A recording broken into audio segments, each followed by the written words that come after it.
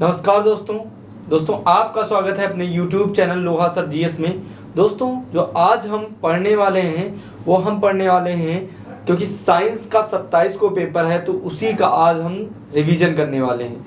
तो हम रिवीजन इस प्रकार करेंगे कि जो सेट हैं वो सॉल्व हो जाएं और उसी के साथ हमारी जो है चैप्टर की चीज़ें अपने आप रिवाइज होती चली जाएं। तो क्या करते हैं, चलिए फटाफट वीडियो को स्टार्ट करते हैं। अगर आप चैनल पे नए हैं तो चैनल को आपको सब्सक्राइब करना है, वीडियो को लाइक कर देना है लेकिन देखने के बाद। चलिए फटाफट समझते हैं। दोस्तों जो हमारा सेट है वो 1 है, वो है 822 BJ, ठीक है। इसमें खंड का को समझते हैं, जो कि खंड का इसको समझते हैं। जो खंड फ्रेंड्स का होता है इसमें बहुविकल्पीय प्रश्न आते हैं तो उसको समझते हैं। पहला प्रश्न हमारे पास है का वाला, ठीक है। हम प्रश्न नहीं दोस्तों लिखेंगे, प्रश्न आप जो है आंसर से ही देखिए। लिखा है वायु के सापेक्ष माध्यम का अपवर्तनांक अधिकतम होता है।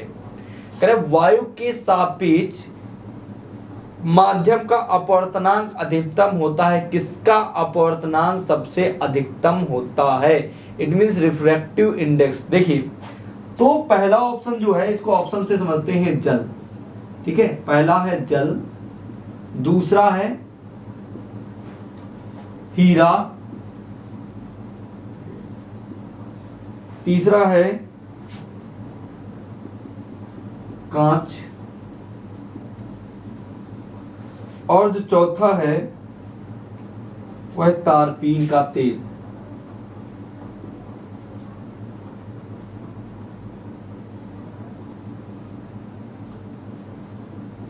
का तेल, ये हमारे पास जो है ऑप्शन दिए हुए हैं।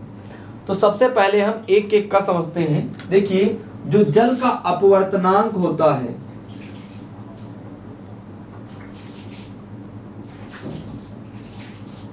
वो कितना होता है? वो होता है 1.33। दोस्तों जो हीरा होता है उसका जो अपवर्तनांक होता है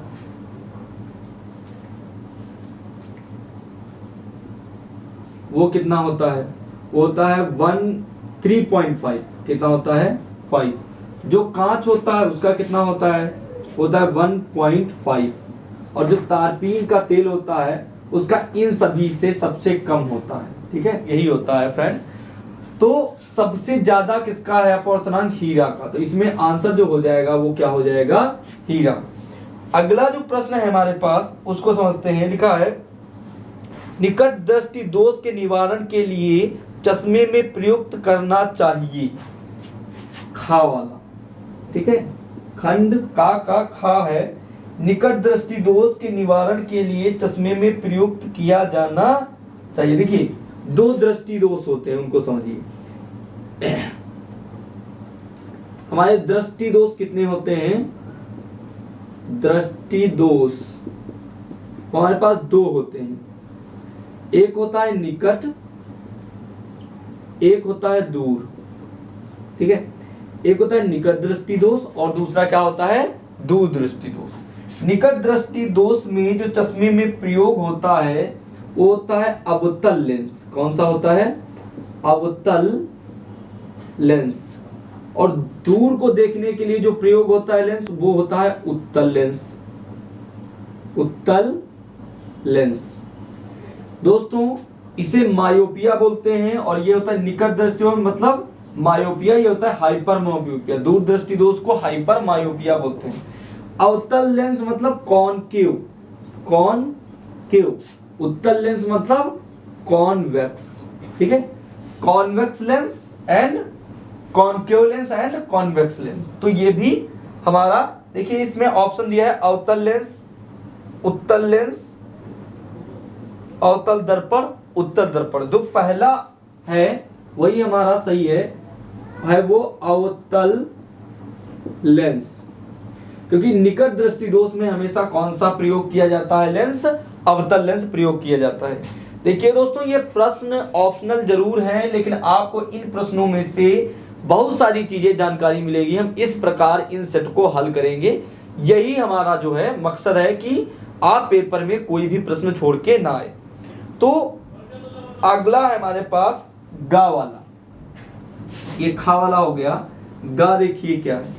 गा कह रहा है कि चुंबकीय बल रेखाएं, क्या कह रहा है, चुंबकीय बल रेखाएं। ठीक है, आगे ऑप्शनल हमारे पास है जो, वो क्या है ऑप्शन, वो है सदैव समांतर होती हैं। पहला है सदैव समांतर होती है। दूसरा क्या है, दूसरा कह रहा है एक बिंदु पर मिलती हैं, एक बिंदु पर मिलती है। ठीक है, थर्ड जो है वो कह रहा है एक दूसरे को कभी नहीं काटती, एक दूसरे को कभी नहीं काटती, है ना दोस्तों। ये क्या करती हैं, एक दूसरे को कभी नहीं काटती हैं। और फोर्थ जो हमारा है वो क्या है, वो कह रहा है परस्पर काटती हैं। क्या है, कह रहा है परस्पर काटती हैं। फ्रेंड्स, इन ऑप्शन में लगाने से पहले हम थोड़ा सा चुंबकीय बल रेखाओं को समझ लेते हैं। इधर देखिए, एक चुंबक ले लीजिए, ठीक है, एक ये चुंबक हो गया, ये हो गया नॉर्थ, ये हो गया साउथ, ठीक है, ये हो गया उत्तरीय, इसे कहते हैं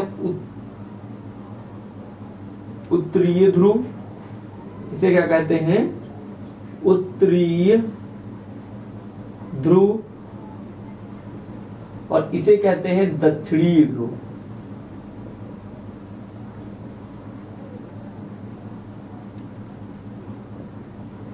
दक्षिणी ध्रुव, तो इसमें दो ध्रुव होते हैं। कोई जब दर्पण होता है, जब कोई चुंबक होता है उसमें दो ध्रुव होते हैं, एक होता है उत्तरी ध्रुव, एक होता है दक्षिणी ध्रुव। तो जो बल रेखाएं होती हैं वो क्या होती हैं, उत्तरी ध्रुव से दक्षिणी ध्रुव की ओर जाती हैं, इस प्रकार से,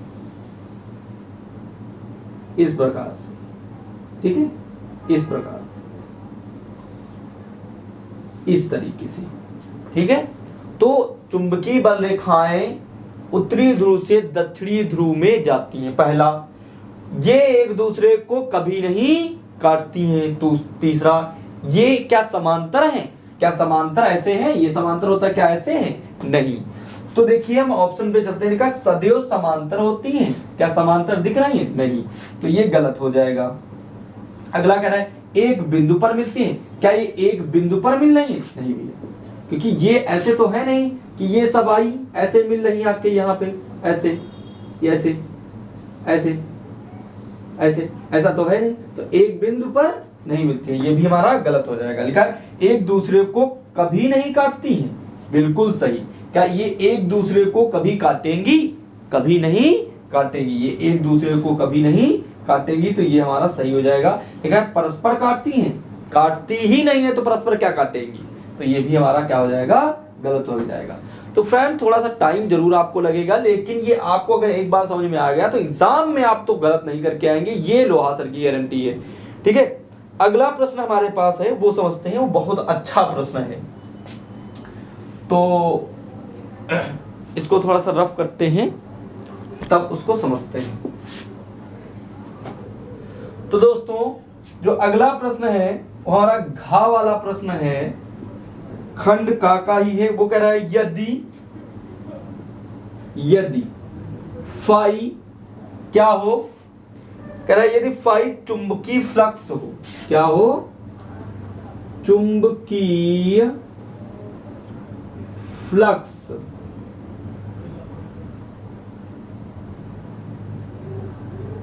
ये चुंबकीय फ्लक्स हो, और जो बी हो वो चुंबकीय क्षेत्र हो, चुंबकीय क्षेत्र हो और जो ए हो वो क्या हो, अनुप्रस्थ परिक्षेत्र क्षेत्रफल हो। क्या हो, अनुप्रस्थ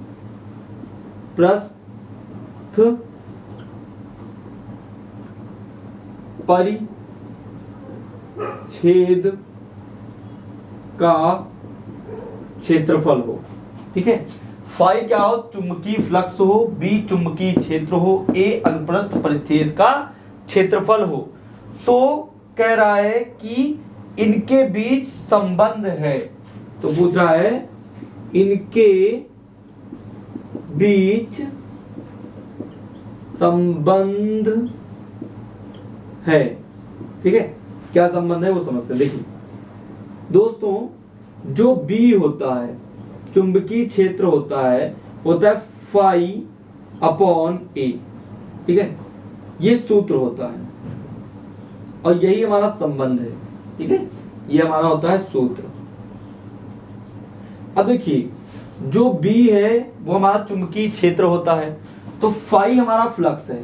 तो इसका मात्रक कैसे निकालेंगे, तो इसका होता है मात्रक वेबर, है ना। चुंबकीय फ्लक्स का मात्रक क्या होता है, वेबर। ठीक है, और क्षेत्रफल का हमेशा मात्रक क्या आता है, मीटर स्क्वायर या सेंटीमीटर स्क्वायर या किलोमीटर स्क्वायर। तो या इसका लिख लेंगे हम मीटर स्क्वायर, मीटर ये स्क्वायर। तो जो चुंबकीय क्षेत्र का मात्रक हो जाएगा वो क्या हो जाएगा, हो जाएगा वेबर पर metre square.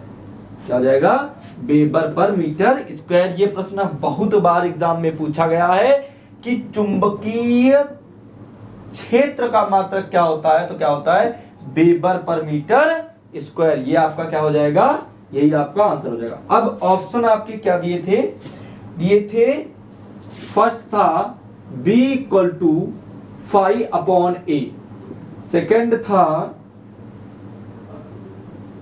Phi equal to B upon A, third था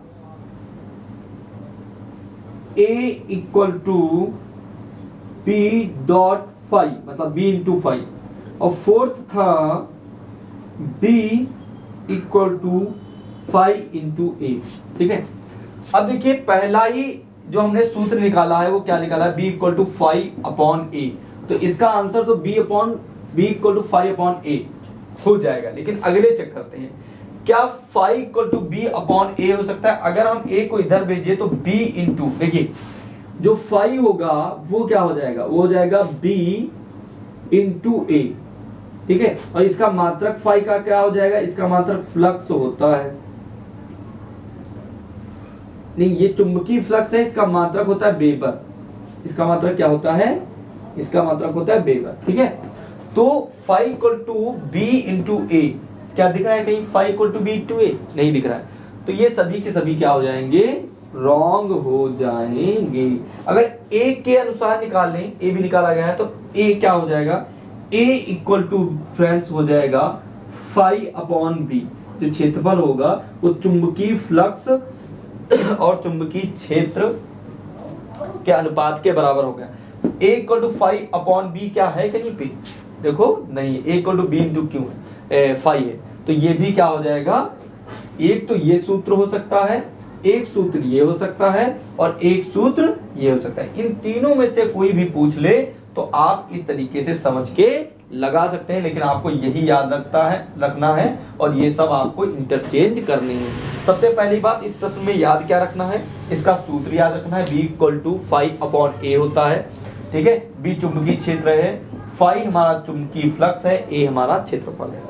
दूसरी बात आपको क्या याद रखना है, इसमें चुंबकीय क्षेत्र का मात्रक क्या होता है, वो होता है वेबर पर मीटर स्क्वायर। क्या होता है, वेबर पर मीटर स्क्वायर। ठीक है फ्रेंड्स, अब फ्रेंड्स हम क्या करते हैं, अब अपने अगले खंड की तरफ बढ़ते हैं। तो मित्रों, अब हमारा जो अगला प्रश्न है वो 2 वाला है, बहुविकल्पी समाप्त हो गए हैं।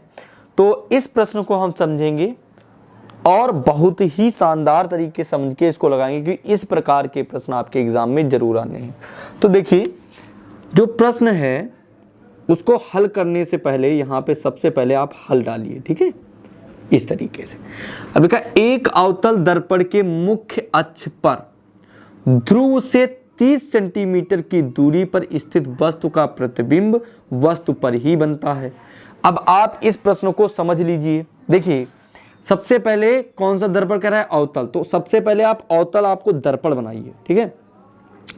ये आपका हो गया अवतल दर्पण, अभी नहीं हुआ, ये आप लगा लीजिए, ये हो जाएगा अवतल दर्पण, ठीक है। अब क्या कह रहा है कि 30 सेंटीमीटर की दूरी पर वो स्थित है।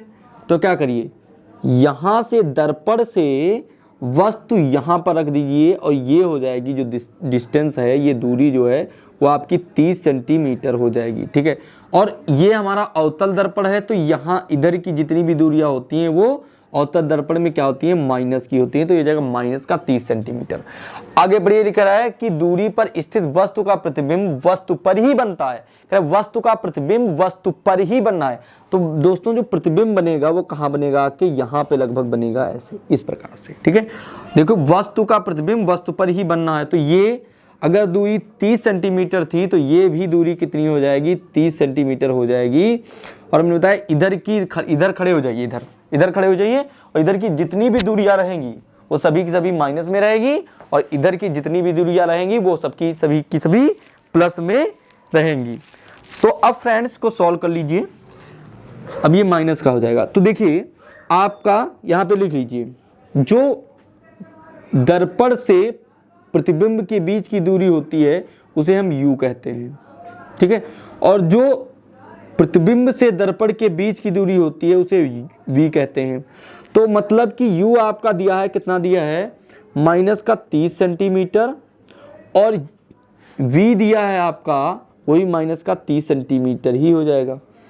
अब दोस्तों जो दर्पण का सूत्र होता है वो क्या होता है दोस्तों, वो होता है 1/f equal to 1/v plus 1/u, ये होता है। अब इस वाले फॉर्मूले में इन दोनों को रख के क्या कर लेंगे, हल कर लेंगे और हमारा आंसर निकल आएगा। चलिए हल करते हैं। हो जाएगा 1/f इक्वल टू 1/v। देखिए v कितना दिया है, माइनस, ये माइनस का 30, तो हो जाएगा माइनस का 1/30। कितना हो जाएगा, 1/30। फिर ये जाएगा माइनस का 1/30। अब इन दोनों में अगर हम एलसीएम लें, लासा लें, तो कितना आ जाएगा, 30 और 30 यहाँ है तो 30 लासा आ जाएगा। ऊपर की वैल्यू जैसे होती हैं वैसे जुड़ जाती हैं, तो जाएगा माइनस का 1 माइनस का 1। तो दोस्तों माइनस और माइनस क्या होता है, वो होता है प्लस, तो हो जाएगा माइनस का 2/30। इसको काट लीजिए, 2 1 कम 2, ये हो जाएगा 15 हमारा आ जाएगा। तो कितना आ जाएगा दोस्तों, हो जाएगा 1/f इक्वल टू 1/15, वो भी माइनस का। अब इसको पलट लीजिए तो हो जाएगा f equal to 15 minus centimetre, ठीक है। तो जो फोकस दूरी उसकी आ जाएगी वो कितनी आ जाएगी, माइनस का 15 सेंटीमीटर। मतलब कि जो फोकस होगा वो कहाँ बनेगा, कि यहाँ कहीं पर बनेगा, इसके आधी दूरी पर, मतलब ये आ जाएगा माइनस का 15 सेंटीमीटर, ठीक है दोस्तों।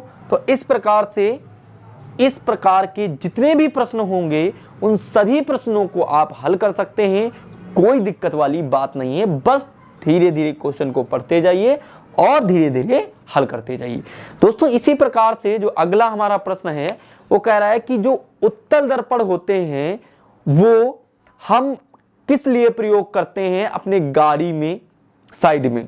तो दोस्तों समझिए, मान लीजिए ये दर्पण है कोई, ठीक है, ये ऐसे बनाइए दर्पण, जैसे शीशा होता है ना ये गाड़ी का, इस तरीके से होता है, इस तरीके से कुछ ऐसे करके होता है, जाके ऐसे,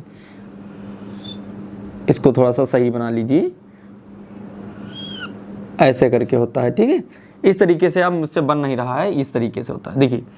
लेकिन आप ये कभी देखे हैं उसमें कि चाहे जितनी भी वस्तुएं पीछे आ रही हों, सभी का सभी प्रतिबिंब, सभी के सभी वस्तुओं को हम कहाँ देख सकते हैं, उस मिरर में देख सकते हैं। तो क्या करते हैं कि सभी वस्तुओं मतलब अनेक बिंदुओं को वो क्या करता है, उत्तल दर्पण एक बिंदु पर आके हमें दिखा देता है, चाहे कितनी भी वस्तुएं हों, ये सभी की सभी वस्तुएं हैं।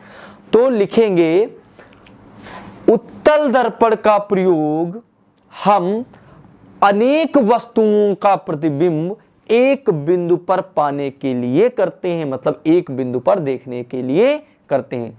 एक उपयोग हो गया। दूसरा उपयोग इसका है कि उत्तल दर्पण का उपयोग हम क्या करते हैं, और भी सारी चीजों में करते हैं, जैसे कि साइड में जो मिरर लगा होता है, टेबल लैंप में करते हैं, है ना। इन सब में किसका करते हैं, उत्तल दर्पण का उपयोग। ये वाला सबसे मेन है कि वो क्या करता है, अनेक बिंदुओं का प्रतिबिंब एक बिंदु पर इकट्ठा कर देता है। इसीलिए हम क्या करते हैं, उत्तल दर्पण का प्रयोग अपने गाड़ी के साइड में करते हैं।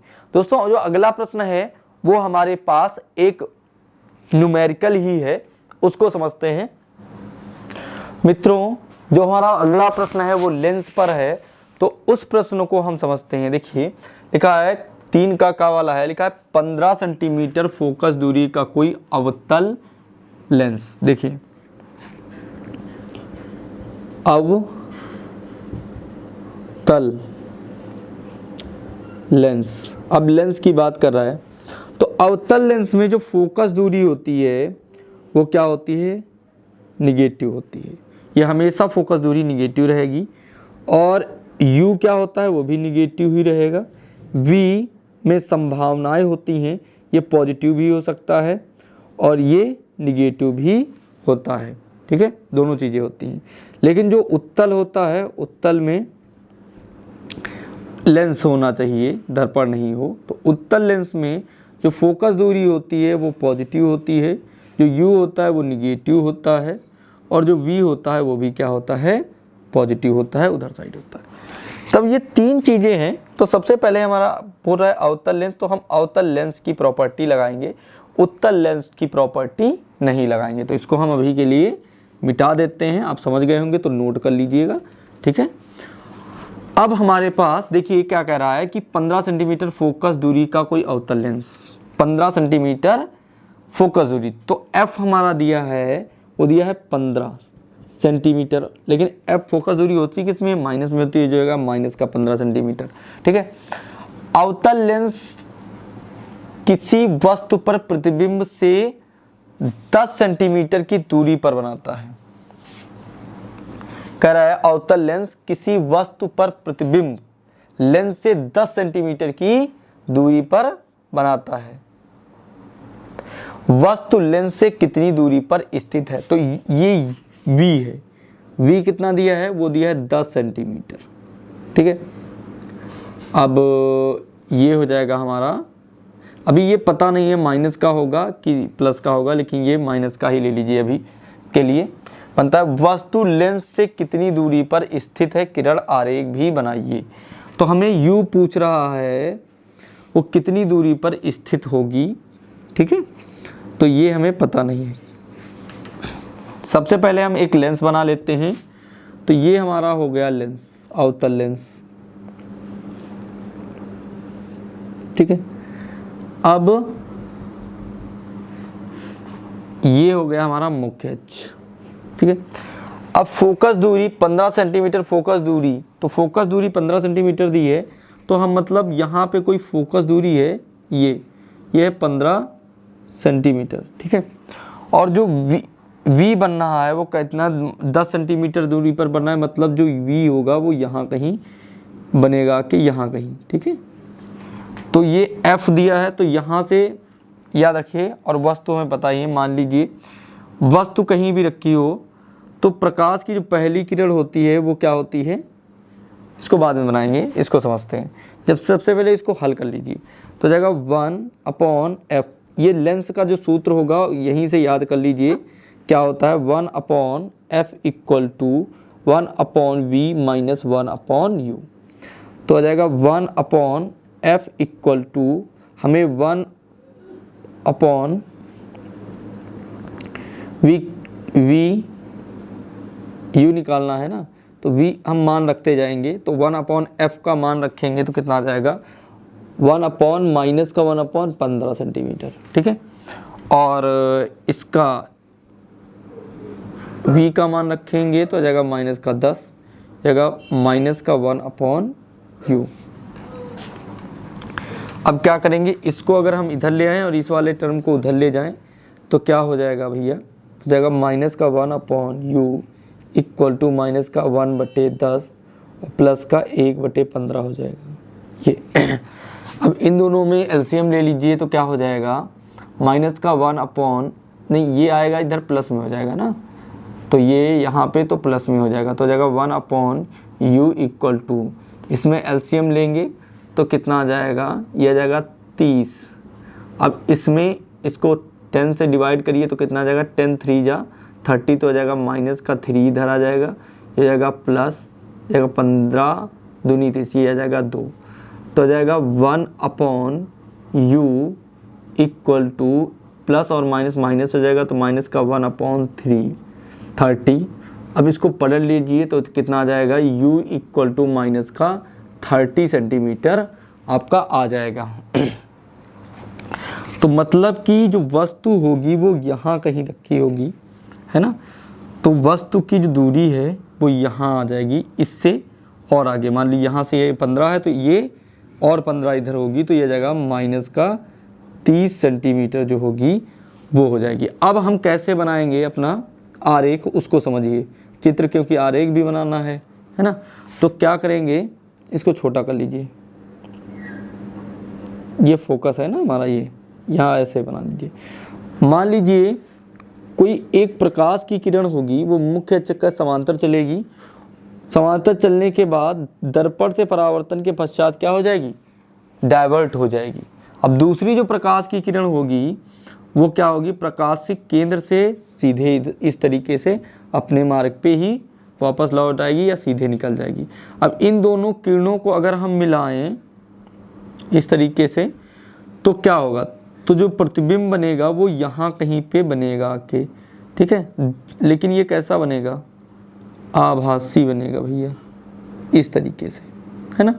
अब ये वाली जो दूरी थी वो माइनस का 10 सेंटीमीटर थी, इस तरीके से इसका किरण आरेख बन जाएगा। तो मित्रों आपने देखा कि इस प्रश्न को हमने कैसे लगाया है, इसी तरीके से आप यूपी बोर्ड एग्जाम में इसको लगा के आइएगा। ये टाइम टेकन प्रश्न है लेकिन बहुत ही अच्छा प्रश्न है। तो अब बढ़ते हैं अपने अगले प्रश्न की तरफ।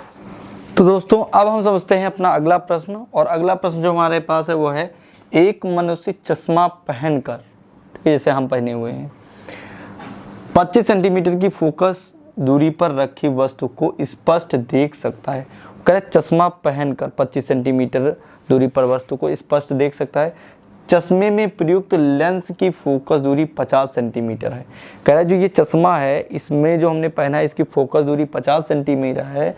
तो कह रहा है बिना चश्मे के मनुष्य किस दूरी पर रखी वस्तु को पढ़ सकता है। तो ये अब चश्मा हटा दें तब हम कितनी दूरी पर वस्तु को रख कर पढ़ सकते हैं। तो फोकस दूरी क्या हो जाएगी, तब घट जाएगी। जब फोकस दूरी घटेगी तो वहाँ पे लेंस जो आएगा वो अवतल लेंस आ जाएगा। ठीक है, तो जब अवतल लेंस आ जाएगा तो फोकस दूरी हमारी माइनस में होती है और यू हमेशा माइनस में ही रहता है। ये आपने समझ लिया, प्रश्न आपने हल कर लीजिए। देखिए अब जो लेंस आएगा वो हमारे पास आ जाएगा अवतल, और अवतल लेंस में होता क्या है, जो यू होता है वो भी माइनस में होता है, और जो एफ होता है फोकस दूरी होती है वो भी माइनस में होती है। तो लिखा है एक मनुष्य चश्मा पहनकर 25 सेंटीमीटर की दूरी पर रखी वस्तु को पढ़ सकता है। तो ये u बता रहा है, वस्तु की दूरी क्या होती है, लेंस से वस्तु की दूरी जो होती है वो u होती है। अब कह रहा है कि चश्मे में प्रयुक्त लेंस की फोकस दूरी f बता रहा है कितनी है, माइनस का 50 सेंटीमीटर। बिना चश्मे के मनुष्य कितनी दूरी पर रखी वस्तु को देख सकता है। तो हमसे पूछ रहा है v, वो हमें पता नहीं है। तो हमारा जो लेंस का दोस्तों सूत्र होता है वो होता है 1/f equal to 1/v minus 1/u। ये बिल्कुल भी चेंज नहीं हो सकता है, जैसा है वैसे ही आपको रख के हल करना है। तो भैया क्या करिए, f दिया है माइनस का 50 तो जगह माइनस का 1/50 इक्वल टू v कितना दिया है, v हमें पता नहीं है, u दिया है माइनस का 1/25, तो यहाँ पे यहाँ माइनस है तो यहाँ भी माइनस है, तो हो जाएगा प्लस, हो जाएगा प्लस 1/25। इसको इधर ले आइए, तो जब इसको आप इधर ले आएंगे तो हो जाएगा माइनस का 1/50 माइनस का 1/25 इक्वल टू 1/v। अगर हम इन दोनों में 50 एलसीएम मिल रहा है, लासा मिल रहा है, तो ले लें, तो क्या हो जाएगा 50 से कम 50 माइनस माइनस का 1 ही आ जाएगा, 25 दूनी 50 तो आ जाएगा माइनस का 2। ठीक है, और यहाँ पे आ जाएगा आपका 1/v। इसको हल कर लीजिए, माइनस का 1 माइनस का 2 तो हो जाएगा माइनस माइनस प्लस हो जाएगा, तो हो जाएगा माइनस का 3/50/1/u। अब इसको पलट लीजिए, ये इसको पलटने में आ जाएगा 50/3 इक्वल टू v। ठीक है, यही आपका क्या हो जाएगा आंसर हो जाएगा, ये भी आ जाएगा माइनस में, मतलब जो v का मान आ जाएगा वो आ जाएगा माइनस का 50/3 सेंटीमीटर। ठीक है, तो 50/3 सेंटीमीटर पर बिना चश्मे के हम क्या कर सकते हैं कि वस्तु के प्रतिबिंब को देख सकते हैं आसानी से। तो इस प्रकार से इन प्रश्नों को हल करना है। अब हम बढ़ते हैं अपने अगले प्रश्न की तरफ। तो दोस्तों, जो हमारा अगला प्रश्न है वो अथवा में करके दिया है, तो अथवा वाले दूसरे प्रश्न को हल करेंगे, इस प्रश्न को हल नहीं करेंगे। अगर एग्जाम में आ जाए तो इस प्रश्न को ना हल करके आप अगला वाला प्रश्न अगर हल करेंगे तो ज़्यादा आपके लिए सही होगा, क्योंकि ये प्रश्न में कैलकुलेशन बहुत ज़्यादा है। इसीलिए आप गलती से अगर एवरेज स्टूडेंट हैं तो इस प्रश्न को ना छूइएगा, हम कराएंगे भी नहीं।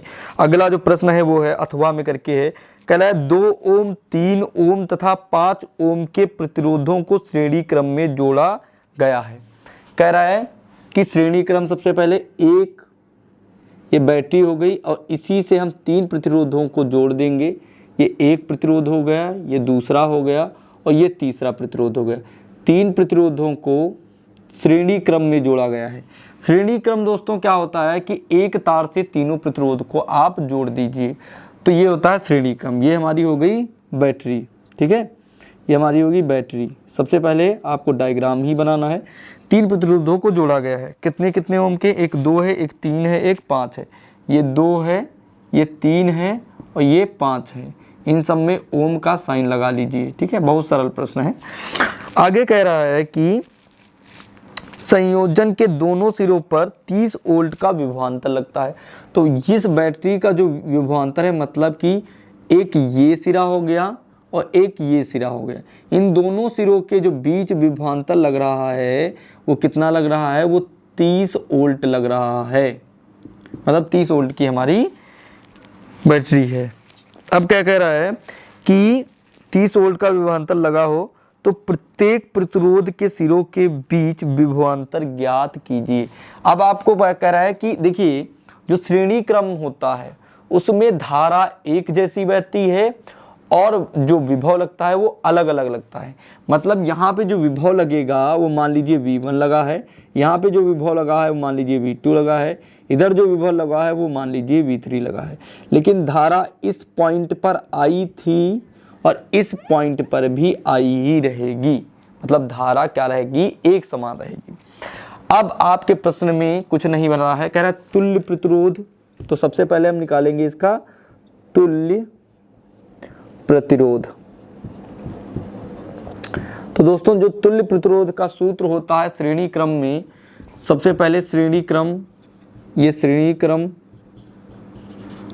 और ये समांतर क्रम।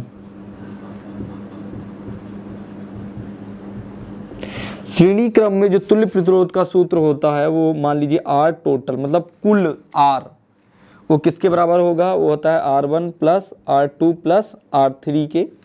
इसमें जो समांतर क्रम में सूत्र होता है वो कौन सा होता है, 1/R total equal to 1/R1 plus 1/R2 plus 1/R3 dot dot. इसी तरीके से बहुत सारे Rn तक प्रतिरोध हो सकते हैं, 1/Rn तक।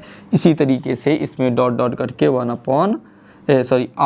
तक जो है प्रतिरोध हमारे हो सकते हैं। ठीक है, लेकिन हमारे पास 3 प्रतिरोध हैं, तो 3 प्रतिरोध के लिए हम सूत्र लगाएंगे। तो हो जाएगा R total equal to R1 दिया है 2 प्लस R2 दिया है 3 प्लस R3 दिया है 5। इन सभी को जोड़ लीजिए तो R टोटल इक्वल टू है 3 2 5 5 10, यह आ जाएगा 10 ओम।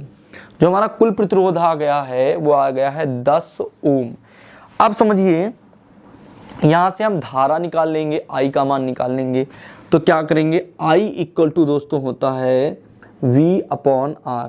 V 30 था, R जो निकल के आया है कुल वाला वो आ जाएगा 10, 0 से 0 कैंसिल हो जाएगा, बचेगा 3 एम्पियर, ये एम्पियर में आ जाएगा। ठीक है, अब देखो I आपको पता चल गया है और R आपको पता है। ठीक है, तो यहां देखिए, आप देखिए तो V1, V2 और V3 हमने बताया कि श्रेणी क्रम में धारा एक समान बहती है, तो इसका V1 का जो सूत्र हो जाएगा हो जाएगा IR1, ये हो जाएगा IR2, ये हो जाएगा IR3। I का मान 3 है और R1 2 दिया है तो हो जाएगा 2, 3 दूनी हो जाएगा 6 ओम। इसी तरीके से ये 3 दिया है और ये 3 दिया है, R2 भी 3 दिया है, इधर देखिए R2 3 दिया है तो हो जाएगा 3 त्रिक 9, हो जाएगा 9 ओम। उसके बाद IR3, I दिया है 3, R3 है 5 तो हो जाएगा 3 × 5, कितना आ जाएगा, 5 3 है 15, आ जाएगा 15 ओम। अब दोस्तों जोड़ लीजिए, ये 30 टोटल आना चाहिए, तो ये जाएगा 6 और 9, 9 6 15 और 15 30 ओम। मतलब कुल मिलाकर आपका आंसर क्या है, इस प्रकार से आपने किया है तो बिल्कुल सही है। दोस्तों ये जो प्रश्न है हमारा, ये प्रश्न 4 नंबर में पूछा गया है, तो ये भी प्रश्न काफी इंपॉर्टेंट है। अगला जो प्रश्न है उसको समझते हैं, लिखा है विद्युत धारा के चुंबकीय प्रभाव से आप क्या समझते हैं। एक लंबे धारावाहिक चालक द्वारा उत्पन्न चुंबकीय क्षेत्र की तीव्रता किन किन बातों पर निर्भर करती है, चुंबकीय क्षेत्र की दिशा के लिए नियम लिखिए। दोस्तों ये थ्योरेटिकल प्रश्न है, ये आप अपनी विद्या में इसको देख के पूरा लिख सकते हैं, उसको समझ सकते हैं, लेकिन आपकी नॉलेज के लिए हम ओरली आपको बता देते हैं। देखिए लिखा विद्युत धारा के चुंबकीय प्रभाव से आप क्या समझते हैं। देखिए इसको इधर समझिए, इसको मिटा के आपको समझाता हूँ। ठीक है, समझ लीजिए लेकिन लिख लीजिएगा अपने आप से, हम लिखा नहीं पाएंगे क्योंकि बहुत समय लग रहा है चीज़ों को थोड़ा सा करने में।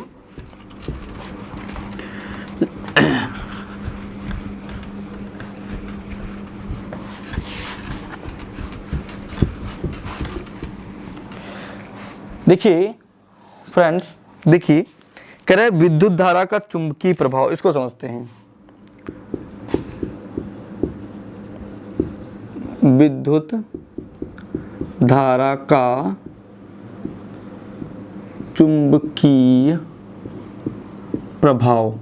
ठीक है, देखिए मान लीजिए एक ये वायर है, ठीक है, ये हमारा क्या है, तार है।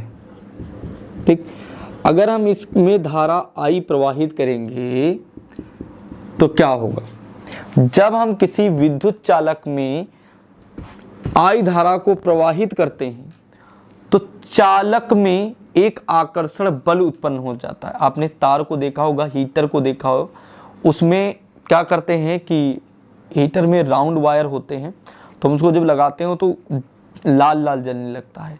अब एक आप पेचकस लीजिए, उसके थोड़ा सा पास ऐसे मान लीजिए ये तार, ये हीटर है, इसके ये तार हैं, पेचकस लीजिए, मान लीजिए यहाँ तक ले जाइएगा, वो अपने आप खींच लेगा।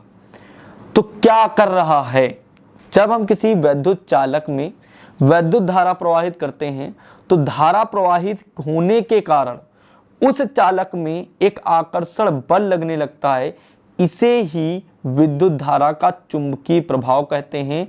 दोस्तों ये बहुत आसान आपको सिखा रहा हूं, तो समझ लीजिए। ठीक है, तो समझ में आ गया क्या होगा।